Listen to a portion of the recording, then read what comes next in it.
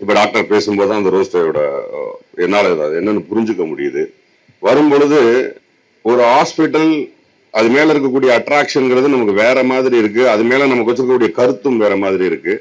நான் இறங்கும் போது ஒரு ஹாஸ்பிட்டல் என்பது குறைந்தபட்சம் 4 to 6 கிரவுண்டில் இருக்க ஒரு பில்டிங்கா தான் நான் ஃபீல் பண்ணிட்டு இங்க வந்து இறங்கினேன். இரண்டாவது, அந்த டாக்டருடைய கெட்டப்பே என் மைண்ட்ல ஏதோ ரமணா படத்துல ஒரு டாக்டர் மாதிரி என் மைண்ட்ல ஒண்ணு இருந்துச்சு.